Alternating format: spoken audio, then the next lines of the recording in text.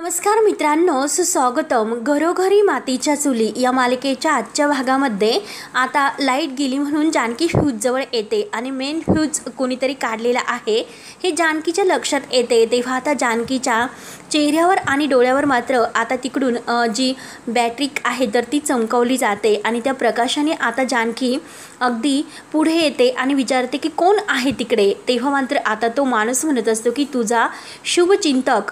तेव्हा मात्र आता जानकी म्हणते की कोण आहात तुम्ही आणि काय हा सर्व प्रकार आहे, कोण आहेस तू. आणि तेव्हा तो माणूस म्हणतो की मी तुला लाखभर रुपये तयार ठेव असं म्हटलं होतं. तेव्हा आता जानकी म्हणते की लाख रुपये आणि तुम्हाला कळते का किती मोठी अमाऊंट आहे ती आणि कोण आहात तुम्ही, कुठून आलात आणि हा जे काही चालू आहे तर ते सगळं काय प्रकार आहे. अगोदर ती बॅटरी खाली करा, तो टॉर्च खाली करा. तेव्हा आता लगेच तो माणूस म्हणतो की जो मी तुम्हाला पुरावा देणार आहे तर त्यात सगळे ह्या प्रश्नाचे उत्तर मिळतील, त्यासाठी 1 लाख रुपये तयार ठेवा. तर जानकी विचारते की कसले उत्तर आणि कसले प्रश्न आणि कशावरून मी तुमच्यावर विश्वास ठेवू. तेव्हा तो माणूस म्हणतो की ठीक आहे, तुझा विश्वास बसावा म्हणून मी तुला एका गोष्टीची माहिती देतो. त्या बाईचं नाव पार्वती नाही तर लताबाई आहे. तेव्हा आता जानकी विचार करते की याला पार्वती आईबद्दल कसं माहिती असेल, नक्की हा माणूस कोण असेल. आणि जानकी त्याला विचारते की कोण आहात तुम्ही. तेव्हा तो माणूस लगेच म्हणतो की हे बघ, तुला सगळं काही माहिती आहे आणि हे बघ, जर तू याबद्दल कोणाला काही सांगितले तर यापुढे ती बाई कोण आहे हे तुला कधीच नाही कळलं जाणार. तेव्हा आता जानकी विचारते की तू कोण आहेस म्हणून जानकी लगेच त्याच्या हातातील टॉर्च हिसकावून घेऊन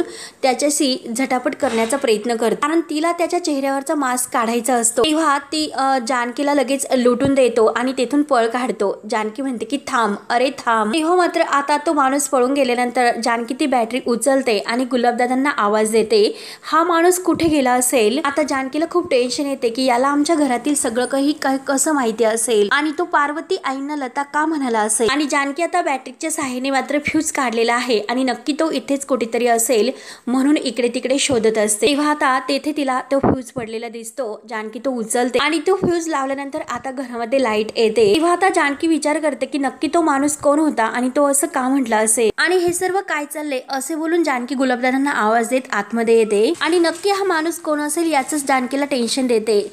तर लगेच आता अगदी गुलाबदादांना आवाज देते. गुलाबदादा आता जानकीला म्हणतात की हो हो आलो. तेवढ्यात गुलाबदादा धावतच येतात. जानकीला विचारतात की वहिनी साहेब काय झाले, तुम्ही आवाज दिला होता. तेव्हा जानकी म्हणते की बाहेर कोणीतरी आले होते. तर गुलाबदादा विचारतात की कोण होते. तेव्हा जानकी म्हणते की नाही, मला नाही कळले, अंधारात चेहरा नाही दिसला. गुलाबदादा विचारतात की पण वहिनी साहेब अंधार कसा झाला, जेव्हा तुम्ही मला आवाज दिला होता तेव्हा तर मी अंगणातच होतो आणि अंधारामध्ये येताना धडपडलो, परंतु वहिनी साहेब मला हेच कळत नाही की अचानक ही लाईट्स गेली कसे असेल. तेव्हा आता जानकी म्हणते की लाईट्स गेल्या नव्हत्या तर कोणीतरी फ्यूज काढलं होतं. तर गुलाबदादा विचारतात की कोणी काढलं असेल. तेव्हा आता जानकीला त्या माणसाची आठवण होते. तो माणूस तिला म्हणलेला असतो की मला सगळं काही माहिती आहे, परंतु ती त्याबद्दल कोणाला काही सांगू नकोस, नाहीतर तुला कधीच हे कळणार नाही की नक्की ती बाई कोण आहे ते. म्हणून जानकी आता गुलाबदादांना काही सांगता लगेच ती टॉर्च ठेवण्यासाठी सांगते आणि बारीक परत त्या माणसाच्या बोलण्याचा विचार करते, कारण त्या माणसाने जेव्हा आता या पार्वतीचं नाव पार्वती नाही तर लताबाई आहे हे सांगितलेले आहे हे जानकीला आता आठवते. जानकीच्या सर्व काही लक्षात येते म्हणून ती मुद्दाम आता एक प्लॅन करते. जानकी विचार करते की तो माणूस जे काही म्हणाला तर ते खरं असेल का, त्या बाईचं नाव पार्वती नसून लता आहे का. आणि तेवढ्यात रूम मधून लताबाई आता बाहेर येते आणि जानकीला आवाज देते. जानकी काही बोलत नसते, परंतु लताबाई पुन्हा विचारते की अगं जानकी लाईट्स गेले होते का आणि काय ग येते सारखे सारखे लाईट जातात का. तेव्हा जानकी काही न उत्तर देता फक्त बघत असते. तर लताबाई विचारते की अगं तू माझ्याकडे अशी सारखी का बघते, अगं जा ना स्वयंपाकाचं बघ म्हणून. आणि काय ग स्वयंपाक झाला का, काय बेत करणार आहेस बरं, आणि काहीतरी असं बरं कर, मीठ वगैरे आहे ते बरं घाल, कळले ना तुला. म्हणून आता लगेच तेथून लताबाई जायला निघते, परंतु जानकी तिला लताबाई म्हणून आवाज देते. तर लताबाई म्हटल्यानंतर आता ही लगेच थांबते आणि जानकीला असा आवाज देते. तेव्हा आता लगेच लताबाई खूप घाबरते. तर जानकी विचारते की काय हो, तुमचं नाव लताबाई आहे का. तेव्हा आता मुद्दाम लताबाई हसते आणि जानकीला वेड्यात काढण्यासाठी म्हणते की अगं तू काय बोलतेस आणि तुला विसरण्याचा आजार आहे का, अगं माझं नाव पार्वती आहे, पार्वती. तेव्हा आता जानकी म्हणते की मी ना, तुम्ही विसरतात की तुमचं नाव पार्वती आहे, कारण मी तुम्हाला लताबाई म्हणून जेव्हा हाक मारली तर तुम्ही ओ दिलीच नसती, त्यामुळे तुमचं नाव काय आहे, पार्वती की लता. तेव्हा आता लगेच लताबाई म्हणते की अगं हे बघ, तू अचानक काहीतरी असं बोललीस म्हणून मी तुझ्याकडे बघितलं, मला तर असं वाटलं होतं की कोणीतरी लताबाई आली म्हणून. तेव्हा आता जानकी रागाने म्हणते की हे बघा, खोटं बोलू नका, जे काही तुम्ही खोटं बोलतात ते तर अगदी स्पष्टपणे तुमच्या डोळ्यामध्ये दिसते सुद्धा, त्यामुळे तुम्ही पार्वती आई नाही तर लताबाई आहात आणि जसे मी लताबाई म्हणून हाक मारली तर माझ्या हाकेला ओ देणाऱ्या लताबाई तर बरोबर ना. तेव्हा लगेच पार्वती म्हणजे ही लताबाई खोटं बोलते. लताबाई म्हणते की काय ग कोण लताबाई आणि काय सारखं सारखं लताबाई लताबाई लावलंस आणि एक गोष्ट लक्षात ठेव की तू तुझ्या सासूशी बोलते. तेव्हा आता जानकी म्हणते की हे बघा माझ्या सासूचं नाव आहे पार्वतीबाई आणि तुम्ही आहात मात्र लताबाई पार्वती नाही. तुम्ही कुठून आलात तुम्हाला कोणी इथे पाठवले त्यामुळे बोला लताबाई बोला. तर आता लताबाईची बोबडी ओळते आणि ती जानकीला म्हणते की जानकी बास्कर आणि हे बघ मी पार्वती नाही लताबाई आहे लता असं बोबडी आता तुरतुर करत बोलत असते आणि परत म्हणते की मी लता नाही तर पार्वती आहे आणि एक गोष्ट लक्षात ठेव किती काही झाले तरी तू माझी सून आहेस त्यामुळे पाहिली मात्र ओलांडू नको आणि नसत्या काही गोष्टी तुम्हाला विचारू नकोस आणि एक गोष्ट लक्षात ठेव की पार्वती असल्याचे अनेक पुरावे मी तुला दिलेले आहेत. आणि काय ग जानकी तुझ्याकडे कोणताही पुरावा आहे का तर जानकी म्हणते की आता माझ्याकडे पुरावा नाही परंतु लवकरात लवकर तो पुरावा मी शोधून काढेलच. आणि एक गोष्ट लताबाई लक्षात ठेवा मी जानकी आहेस खोट्याचा मुखवटा उतरून खऱ्याला चौकात उभं करणारी मी जानकी आहे. या अगोदर सुद्धा मी तेच केलेलं आहे आणि यावेळी सुद्धा मी लवकरच ते सर्व करेल म्हणून. आणि जेव्हा जेव्हा माझ्या ह्या गोकुळात विष कालवण्यासाठी कोणी ना कोणी येईल तेव्हा तेव्हा मात्र ही जानकी श्रीकृष्ण बनून ह्या गोकुळाच्या पाठीशी उभी राहील. मी तर माझ्या घराला वाचवेल परंतु तुम्ही पार्वती आई नाही लताबाई आहात याचे पुरावे सुद्धा मी शोधून काढेल असे बोलून आता जानकी तोऱ्यात तेथून निघून जाते. परंतु लताबाईची बोबडी आता वळते. तिला आता पूर्ण घाम फुटलेला असतो. घाईने आता ती आपला घाम पुसते आणि इकडे तिकडे डोकावून बघत असते. त्यानंतर आता जानकी रूम मध्ये येते आणि ह्या सगळ्या गोष्टीचा ती विचार करून टेन्शन मध्ये येते आणि तेवढ्यात ऋषिकेश घरी येतो आणि तो जानकीला आवाज देतो. तर जानकी म्हणते की ऋषिकेश अहो कुठे होतात तुम्ही इतका वेळ कुठे गेला होतात. तेव्हा आता ऋषिकेश म्हणतो की अगं हो. तर लगेच जानकी म्हणते की कुठे होतात तर ऋषिकेश म्हणतो की मंदिरात गेलो होतो. पार्वती आईने अभिषेक करण्यासाठी सांगितला होता आणि तेथे मंदिरात खूप गर्दी होती आणि तेथून मी ऑफिसला गेलो आणि ऑफिसमधून घरी आलो. तेव्हा लगेच आता जानकी म्हणते की अहो पण तुमचा फोन तर ऋषिकेश म्हणतो की अगं जानकी फोन तर घरीच विसरला होता. तेव्हा आता जानकी म्हणते की मला माहिती आहे परंतु ऑफिसमधून तुम्ही एखादा कॉल नाही करू शकत का केव्हाची मी तुमच्या फोनची वाट बघते. एकतर ऋषिकेश मला इतकं टेन्शन आले की केव्हा तुम्ही घरी येतात म्हणून मी वाट बघत होते. तर ऋषिकेश विचारतो की जानकी तू टेन्शन कशाचं घेते. तेव्हा जानकी म्हणते की एका अननोन नंबरवरून कॉल आला होता आणि तो माणूस जे जे काही बोललेला आहे ते सर्व काही आता जानकी ऋषिकेशला सांगते. तो माणूस जे जे काही बोललेला आहे ते सर्व ऋषिकेशला सांगितल्यानंतर ऋषिकेशला तर धक्काच बसतो. ऋषिकेश म्हणतो की काय जानकी म्हणजे त्या पार्वती आईचं नाव लताबाई आहे का तर जानकी म्हणते की हो. तेव्हा आता ऋषिकेश म्हणतो की अगं जानकी हो काय होत कोणी तुला काही सांगेल आणि तू त्यावर विश्वास ठेवेल म्हणून. तेव्हा जानकी म्हणते की अहो मी कुणाच्या बोलण्यावर विश्वास नाही ठेवत मी स्वतःच्या डोळ्यांनी हे सर्व बघितलं म्हणून मी तुम्हाला सांगते. आणि हे बघा ऋषिकेश मी त्या बाईला लता म्हणून हाक मारली तर ऋषिकेश म्हणतो की हो का आणि पुढे काय झाले मग. तेव्हा जानकी म्हणते की तिने लगेच वळून बघितले नॅचरली ती लगेच होला हो म्हटली.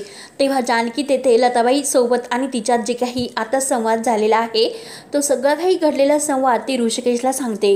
ऋषिकेशला म्हणते की ऋषिकेश हे बघा ती बाई पार्वती आई नाही ती बाई खोटं बोलते. एक नंबरची खोटारटी आहे ती बाई. मुद्दाम त्या बाईला कोणीतरी आपल्या घरात पाठवलेलं आहे त्यामुळे त्या बाईला लवकरात लवकर घराच्या बाहेर काढावंच लागेल. त्यामुळे काही करा आणि त्या बाईला लवकरात लवकर घराच्या बाहेर काढा. तेव्हा आता ऋषिकेश म्हणतो की अगं असं कसं त्या बाईला घराच्या बाहेर काढता येईल सांग ना अगं जानकी तू असं कसं बोलू शकते आणि त्या आई पार्वती नाही हे कसं तुझा विश्वास बसू शकतो. की म्हणते की हे बघा माझं ऐकून घ्या ऋषिकेश. ऋषिकेश म्हणतो की नाही जानकी आता तू शांतच राहा मला बोलून दे. ऋषिकेश आता जानकीचं काही ऐकून घ्यायला तयार नसतो. त्यानंतर आता इकडे लताबाई घाईनेच अगदी घाबरतच सारंगच्या रूममध्ये येते आणि सारंगला हे सर्व काही सांगते. तर सारंगला धक्काच बसतो. सारंग म्हणतो की काय बोलतात म्हणजे जानकी वहिनीने तुम्हाला लताबाई म्हणून हाक मारली. तेव्हा आता लताबाई म्हणते की हो हो. तेव्हा सारंग तर डोक्याला हात लावून अगदी एऱ्या जऱ्या घालत असतो. अरे देवा हे कसं झालं आणि लताबाई मला सांगा बरं त्या जानकी वहिनीला तुमचं नाव लताबाई आहे हे कसं कळलं असेल. त्यावर तर सारंगचं ते बोलणं ऐकून लताबाई म्हणते की मला कसं माहिती हे सर्व. तेव्हा लताबाई सांगते की हे बघा ती मला अशी म्हणजे मागून आवाज देत होती मी तिच्याशी बोलत होते तिला हुकूम सोडत होते परंतु तिने जाताना मात्र मला मागून असा आवाज दिला की लताबाई आणि मी लगेच तिला हो म्हटले. तेव्हा सारंग म्हणतो की अहो तिने तुम्हाला हाक मारली मग तुम्हाला मागे वळून बघण्याची काय गरज होती? तेव्हा आता लताबाई चिडते. लताबाई म्हणते की हे बघ मूर्ख मुला, अरे तुला जर मागून कोणी सारंग म्हणून अशी हाक मारली तेव्हा तू आवाज नाही देणार का? तेव्हा सारंग म्हणतो की हो हो तुमचं खरं आहे. सारंग तर पूर्णपणे घाबरलेला असतो. तर लताबाई आता ऐकायला तयार नसते. लताबाई म्हणते की हे बघा, आता मी तुमचं काही ऐकून घेणार नाही. मला माझे पैसे द्या आणि एसटी स्टँडपर्यंत मला सोडवा. मी इथून जाते, नाहीतर ती जानकी मला काही सोडणार नाही. तेव्हा सारंग म्हणतो की नाही लताबाई, अहो प्लीज तुम्ही इथून जाऊ नका आणि असं घाबरू सुद्धा नका, कारण भीत्यापोटी ब्रह्म राक्षस असतो. अहो त्या जानकी बहिणीचं तुम्ही इतकं सिरियसली घेऊ नका. आणि हे बघा, ती फक्त बोलत असते, ती काही करत नसते. आणि हे बघा, अहो समजा तिला तुमचं नाव कळलेलं आहे लताबाई, परंतु तिच्याकडे मात्र तसा पुरावा आहे का? नाही ना. तेव्हा लताबाई म्हणते की तो पुरावा ती आणेल असं म्हणाली, त्यामुळे तिला तो पुरावा आणण्याच्या अगोदर मी आता माझी बॅग वगैरे भरून येथून निघून जाते. परंतु आता सारंग तिचा हात धरतो. सारंग म्हणतो की नका हो लताबाई, परंतु लताबाई पूर्णपणे घाबरून गेलेली असते.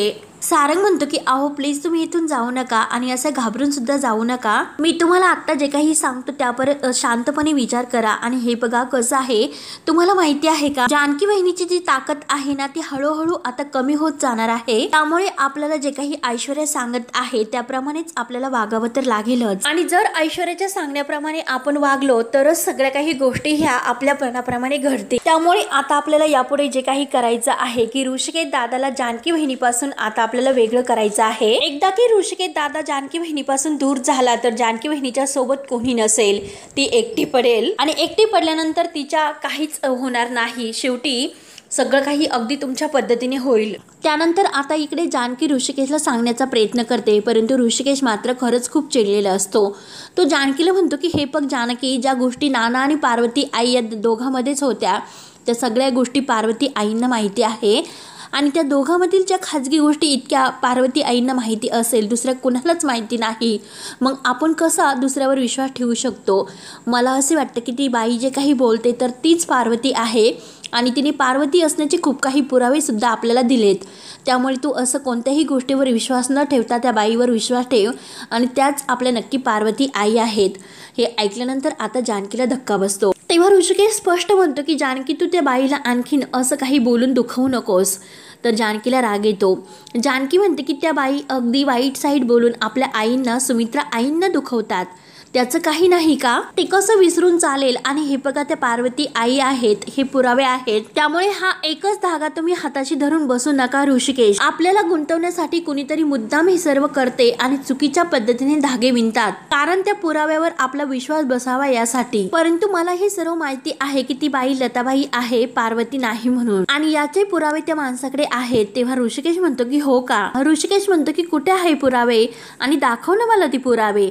तेव्हा जानकी म्हणते की हो, ते पुरावे आहेत त्या माणसाकडे, त्याच्याकडे पुरावे आहे, परंतु त्या बदल्यात त्याला लगेच जानकी बोलायचं थांबते. परंतु ऋषिकेश विचारतो की त्या बदल्यात काय? जानकी आता आपल्या डोळ्यातील पाणी पुसते आणि या सगळ्याचा विचार करून ती आता ऋषिकेशला म्हणते की त्या बदल्यात आपल्याला त्याला 1 लाख रुपये द्यावे लागतील.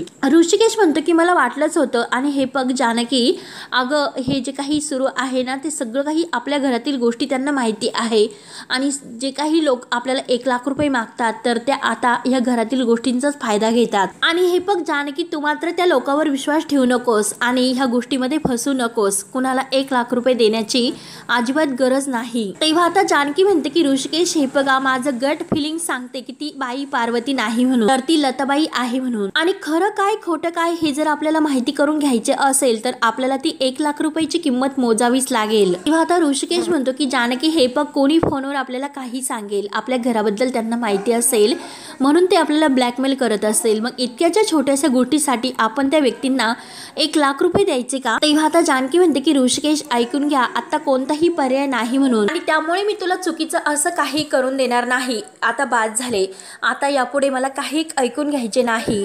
तेव्हा आता ऋषिकेश म्हणतो की जानकी, प्लीज माझ्यावर विश्वास ठेव, ती बाई पार्वती आईच आहे. तर जानकी म्हणते की ऋषिकेश, ऐकून घ्या, ती बाई पार्वती नाही आणि त्या माणसाकडे सगळे काही पुरावे आहेत. परंतु ऋषिकेश आता ऐकायला तयारच नसतो. आणि तेवढ्यात ते लताबाई दरवाजात येते आणि ऋषिकेशला म्हणते की ऋषिकेश आत येऊ का? तर ऋषिकेश म्हणतो की हो ना आई ये ना आतमध्ये. ऋषिकेश म्हणतो की त्यात काय विचारायचं, ये ना. तर जानकी ऋषिकेशकडे रागाने बघत असते. ऋषिकेश आता तिच्या जवळ येतो. लताबाई विचारते की अरे अभिषेक झाला का? ऋषिकेश म्हणतो की हो. तर लताबाई हात पुढे करून म्हणते की अरे मग प्रसाद दे. ऋषिकेश लगेच पेढ्याचा प्रसाद देतो. तर लगेच आता लताबाई खुश होते आणि ऋषिकेशच्या चेहऱ्यावरून अगदी प्रेमाने हात फिरवत म्हणते की गुणाचा ग माझा बाळ. हाताने ती आता ऋषिकेशला सुद्धा पेढा भरवते. जानकी आता हे सगळं रागाने बघत असते, म्हणून ती आता हे सर्व काही सहन करून पुढे जायला निघते. परंतु लताबाई लगेच ऋषिकेशला विचारते की काय रे तुझ्या बायकोला काय झाले? ऋषिकेश म्हणतो की काही नाही, परंतु तुम्ही असं का विचारता? तेव्हा लताबाई म्हणते की अरे काही नाही, परंतु तिला असा संशय आहे की मी तुझी खरी आई नाही म्हणून मी खोटं बोलते असं तिला वाटतं. आणि हे बघ तू तिला सुद्धा थोडासा प्रसाद दे, म्हणजे तिचा विश्वास नक्की माझ्यावर बसेल म्हणून. म्हणजे हे बघ ऋषिकेश, अरे ती मला तसं बोलली नाही, परंतु मला सुद्धा तिच्या मनात काय सुरू आहे हे आता सगळं काही कळते. आता जानकी वळून रागानेच लताबाईकडे बघत असते. लताबाई आता ऋषिकेशच्या खांद्यावर हात ठेवते आणि म्हणते की अरे जरीही तिचा विश्वास बसत नसेल, परंतु तुझा आणि नानांचा विश्वास तर माझ्यावर आहे की मीच तुमची पार्वती आहे म्हणून. आताच मला खूप आनंद आहे रे, बाकी काही नको. आणि मला अजून प्रसाद दे, मी नानासाहेबांना तो प्रसाद देऊन येते. ऋषिकेश आता तो पेड्यांचा बॉक्सच तिच्या हातात देतो. तर लताबाई तो घेते आणि आलेच असे बोलून ती आता बाहेर निघून जाते. तेव्हा आता जानकीला खूप राग आलेला असतो. जानकी रागानेच ऋषिकेशकडे बघत असते. तेव्हा जानकी परत ऋषिकेशला म्हणते की ऋषिकेश माझा अजून सुद्धा, परंतु ऋषिकेश तर ऐकून घ्यायला तयारच नसतो. तो म्हणतो की नाही जानकी, यापुढे मात्र तू त्यांच्यावर असा अविश्वास नाही दाखवायचा आणि मला सुद्धा ते नाही आवडणार. त्यानंतर आता सुमित्रा बिचारी किचन मध्ये अगदी रडतच असते आणि बिचारी ती इतकी टेन्शन मध्ये असते. त्यानंतर मात्र आणि तेवढ्यात ते ऐश्वर्या येते. हातामध्ये तर अगदी मुद्दाम ज्यूस आणलेला असतो. तेव्हा सुमित्रा रडत असते. ऐश्वर्या मुद्दाम आता तिच्याकडे बघते आणि मनात मात्र खूप असे हसते आणि जानकीशी हात मिळून तुम्ही तर मला अडकवायला निघाला होता, पण काय कशी वाटती सवत माझी लाडकी. आणि आता सुमित्राच्या खांद्यावर हात ठेवते, म्हणते आई अहो काय झालं तुम्ही असे एकट्या. तोपर्यंत सुमित्रा डोळ्यातील पाणी पुसते. ऐश्वर्या म्हणते की अहो काय झालं, तुम्ही काय एकट्याच उभ्या आहात आणि कसला विचार करतात. सुमित्रा म्हणते की अगं बघितलंस का, अगं तू तरी आहेस की माझी विचारपूस करतेस, कारण कोणीही माझ्याकडे लक्ष देत नाही. तर ऐश्वर्या म्हणते की परंतु माझं तर तुमच्यावर लक्ष आहे आणि आई मी आहे ना तुमच्या सोबत, त्यामुळे मी तुमच्या सोबत येणारच. आणि आई अहो मी तुम्हाला घरभर शोधत होते, तुम्ही कुठेही मला दिसत नव्हतात, म्हणून माझा जीव अगदी सैरावैरा झाला होता. परंतु आई अहो तुम्हाला बघून खरंच खूप बरं वाटलं. आणि आई चला बरं तुमच्यासाठी मी ज्यूस आणला, हा ज्यूस पिऊन घ्या. हे बघा असं अजिबात चालणार नाही, तुम्हाला ज्यूस घ्यावाच लागेल, एकतर सकाळपासून तुम्ही काही खाल्लेले नाही. तेव्हा आता सुमित्रा ग्लास हातामध्ये घेते आणि रडतच म्हणते की ऐश्वर्या नको, अगं नकोय, म्हणून तो ग्लास ती बाजूला ठेवते. आणि अगं ऐश्वर्या हे बघ जेव्हा माणसाचं मन दुखलं जातं तेव्हा मात्र शरीर सुद्धा आपोआप सगळ्या काही इच्छा मिटून ठेवतं. तेव्हा आता सुमित्रा पुढे येते तर ऐश्वर्या मागून तिचं अगदी रागराग करण्याचा प्रयत्न करत असते. तेव्हा सुमित्रा म्हणत असते की अगं ज्या घराला मी आयुष्यभर एक आपलं घर मानलं, त्या घरासाठी इतकं काही केलं आणि शेवटी त्याच घराने किती माझ्या विरुद्ध पाठ फिरवली. एका क्षणात ती बाई आली आणि सगळं काही आपला हक्क गाजवण्याचा ती येथे प्रयत्न करते. एका क्षणात तिने सगळे काही माझे हक्क हिरावून घेतले. आणि नाही मला एकतर कशाचाही मोह नाही, सत्तेचा नाही, पैशाचा नाही, कशाचाच मला मोह नाही, परंतु हे घर आणि या घरातील माणसं माझी आहेत, यावर सुद्धा आता माझा विश्वास बसत नाही. म्हणून आता सुमित्रा खरंच खूप रडत असते. मनाने ती खूप खचून गेलेली असते. जे काही केले ते ऐश्वर्याने सगळं काही केले आणि ते सगळं काही जानकीवर लोटलेलं असते. ऐश्वर्या मुद्दाम आता सुमित्राला म्हणते की आई हे बघा तुम्ही काही सोडायचं नाही, ना हक्क आणि ना सत्ता, परंतु आई हे बघा किती काही झाले तरी घरातील शेवटा करता पुरुषच सगळे काही हक्क सांभाळत असतो आणि आपल्या घरात तर हे सगळं काही नाना सांभाळतात. तेव्हा सुमित्रा रडतच म्हणते की अगं पण ते ऐकतील का. तर ऐश्वर्या म्हणते की का ऐकणार नाहीत ते, मी नानांशी बोला, त्यांना समजावून सांगा, नक्की तुमचं सगळं काही ऐकतील, त्यामुळे तुम्ही इतकं टेन्शन घेऊ नका. आणि हा ज्यूस घ्या, आई तुमचा चेहरा बघा अहो कसा उतरलेला आहे, त्यामुळे आई हा ज्यूस तुम्ही घ्या. म्हणून आता अगदी सुमित्राची तिला खूप काळजी आहे असं दाखवते आणि आईला ज्यूस प्यायला देते. तेव्हा आता सुमित्रा म्हणते की ऐश्वर्या अगं ऐश्वर्या खरंच माझी चूक झाली, मला माफ कर, मी तुला नाही ओळखलं, मी तुला चुकीचं ठरवून तुझ्यावर विश्वास न ठेवता त्या जानकीवर विश्वास ठेवला। सतत न्यायनिवाडा करण्याच्या नादामध्ये ती कधीतरी घात करते, तिच्या नाही लक्षात येत। तेव्हा मात्र आता लगेच ऐश्वर्या म्हणते की आई अहो जाऊन द्या, कशाला त्या पनवतीचं नाव काढ, आता आपण आहोत ना एकत्र, त्यामुळे आई मी तुम्हाला तुमचे सगळे काही हक्क आणि तुमची सगळी माणसं तुम्हाला मिळवून देईल। त्यामुळे तुम्ही आई त्या जानकीला आता दाखवून द्यायचं आहे की ती प्रत्येक वेळी जे काही निर्णय घेते आणि प्रत्येक वेळेला ती बरोबर नसते म्हणून। परंतु आई एक गोष्ट लक्षात घ्या, परंतु तिने खरंच त्या बाईला आणून तुमच्यावर खूप काही असे अत्याचार केलेले आहेत। तेव्हा मात्र आता सुमित्राला ऐश्वर्याचं पटते, ऐश्वर्यावर ती विश्वास ठेवते आणि ऐश्वर्या बरोबर सुमित्राला आपल्या बाजूने ओळून घेते आणि खुशून सुमित्राकडे बघत हसत असते आणि हसून तिच्याकडे बघत असते। तर मित्रांनो हा भाग येथे संपतो। पुढील भागामध्ये जानकी मात्र आता त्या एका माणसाने 1 लाख रुपये सांगितलेले असतात, तर ते पैसे घेऊन तेथून जायला निघते आणि त्या माणसाला फोन करून म्हणते की आत्ताच्या आत्ता मला ते पुरावे बघायचे आहेत। तेव्हा आता जानकी ही पैसे घेऊन जायला निघते आणि तेवढ्यात ऋषिकेश तिला दरवाजात तेव्हा आता ऋषिकेश जानकीवर खूप ओरडतो, जानकीला म्हणतो की हे बघ कोणीतरी तुझ्या साधेपणाचा फायदा घेतो आणि तू घेऊन देते। तेव्हा जानकी म्हणते की हो तुम्ही सुद्धा माझ्या सोबत चला, म्हणजे तुम्हाला सुद्धा कळेल की तो माणूस पुरावा देतो की नाही। म्हणून आता जानकी आणि ऋषिकेश तेथे पैसे ठेवतात आणि तो माणूस तेथे येतो, तर ऋषिकेश लगेच लांबूनच त्या माणसाला ओरडतो। तेव्हा तो माणूस पैसे घेऊन तेथून पळून जातो। ऋषिकेश त्याच्या मागे पळत असतो, परंतु तो झाडाला येऊन तेथे धडकतो।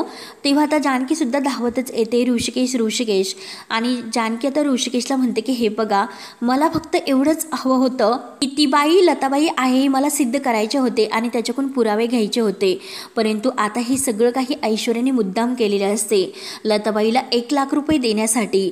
ऋषिकेशला आता इतका राग येतो, तो जानकीवरच ओरडतो आणि जानकीला सुद्धा आता ऋषिकेशपासून अगदी दूर करण्यासाठी हा प्लॅन तिचा असतो। ऋषिकेश आता जानकीवर ओरडून म्हणतो की हे बघ ती माझी आई पार्वती आई आहे, त्या माणसाला जर तुला पुरावे द्यायचे असते तर त्याने कधीच दिले असते, त्या माणसाला तुला फसवायचे होते आणि त्यात तू फसलीस।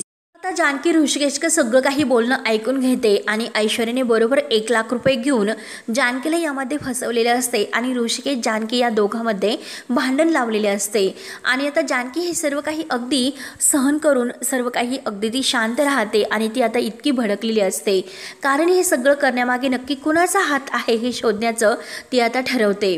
बरोबर आता ऐश्वर्याने इकडे सुमित्राला सुद्धा जानकीच्या विरोधात केलेले असते आणि जानकी आणि ऋषिकेश या दोघांमध्ये सुद्धा भांडण लावलेले असते।